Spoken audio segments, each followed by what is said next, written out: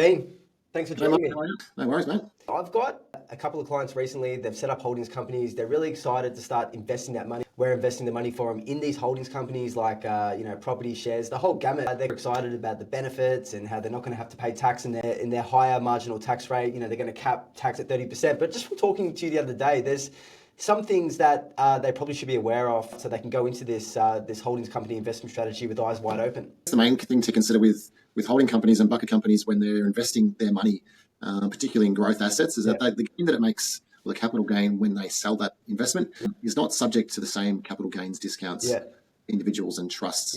Companies generally have a capped flat rate of tax, so they've already got a concessional rate. When it comes time to sell, they're not subject to those same CGT discounts. If they hold it in their personal names, obviously they're going to get the 50% discount. Say they hold an asset for 10 years, just to really use simple numbers.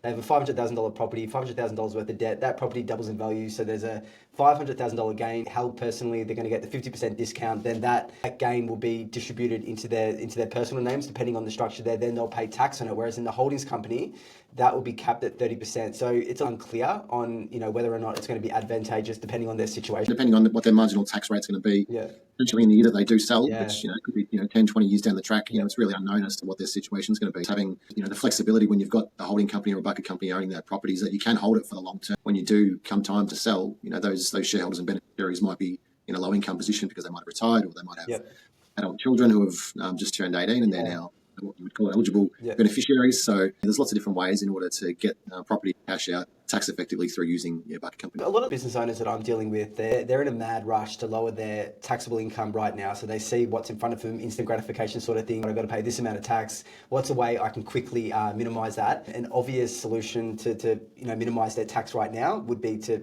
I guess, set up a holdings company and create investments within that holdings company so everything's capped at that lower tax rate rather than their marginal tax rate.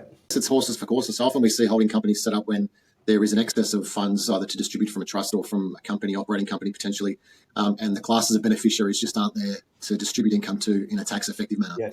But the individuals at the top marginal tax rate of 47%, the balance of income is often distributed to a company, which is called a bucket company, and then that company's then got to receive that income, it's got to receive the cash from the trust, and then it's left with what am I going to do with this income? It's going to make commercial sense. When we talk about the tax implications on not getting a CGT discount, a tax consideration wouldn't necessarily be the top consideration for an investor. What's the commercial reality? What's going to be the commercial return? Do I just let this money sit in a bank account and earn a couple of percent, or am I going to put it towards genuine growth and pay a bit of tax at the end? But if I'm paying tax, that means I'm making money. So it's a really good, it's quite a nice problem to have if you really think about it. When we're talking about high income earners, very astute businessmen, and so all of a sudden, obviously they have their superannuation fund over there. That's just going to do what it's going to do. We all know that that's probably the best tax haven in this country, let alone the world. People start using vehicles as second super funds to sort of get that concessional tax rate, but as sort of a bridge between the time difference between super and when they can potentially access the funds in the holdings company. We're lucky to advise people in that situation. Are you finding that your clients or people you know of are using it as a second super fund? Essentially, that's really what it comes down to, is that those funds that are sitting in companies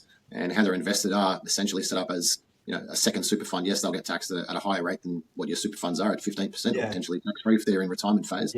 But the benefit really is that you can have this set up so that if you wanted to retire, let's say at age 55, prior to your preservation age, well, you can access the funds from this company and pay a concessional rate of tax because you're accessing your marginal tax rates. And your first, 18,200 is going to be tax-free. And your next lot's taxed at a lower rate as well. So being able to access the money and the investments that you've earned from this bucket company, and you're potentially utilising the tax that it's paid as well. Because if you're paying dividends out to shareholders, potentially via a trust, individual taxpayers, is that you're likely to get an input tax credit on the dividend. So we're getting complicated with those strategies there. No, is it mainly business owners from your perspective that are going down this path of trying to create second super funds? Yeah, unless you're coming from a high net wealth family that's got wealth banked up already. Often we see successful business owners where they've got their salary and wage or other income that's greater than the top marginal tax rate, so paying them extra really isn't going to make them tax effective. Do see instances where there is a trust set up, the trust pays its income down to a bucket company, the bucket company does the investing, the bucket company's got a shareholder that's another investment trust, which is owned by those individuals as well, and so then you've got the flexibility inherently built in so that when you do want to pay out dividends and start generating some income out to shareholders. Is that it's got the flexibility built in. So Yeah. we do see successful business owners, more successful professional people. I have 2 points in regards to that. So one of them's estate planning, one of them's investment bonds. So if you're a PAYG earner doing quite well, want options or flexibility when you hit your early 50s, not when you're 60 and you can access your super, to sort of bridge the gap between with some investments that are taxed concessionally. Do you have experience with investment bonds, and is that an alternative to bucket companies for PAYG earners to sort of try to do the same thing to an extent?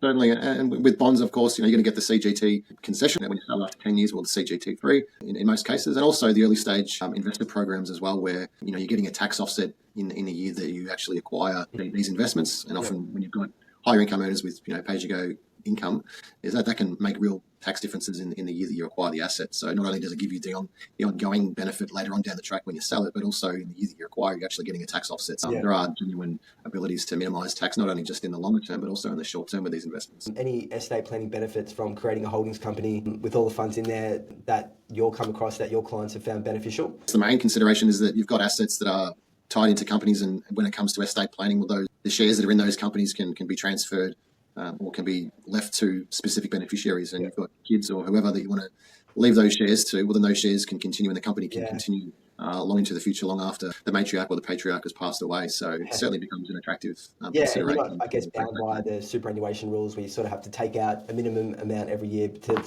so people aren't able to store wealth in a tax haven forever. But anyway, thanks for your time. Pleasure, Mark. Nice to chat. Hopefully we'll uncover some more juicy topics in the future. Thanks, Dean. Look forward to it. Cheers, Mark.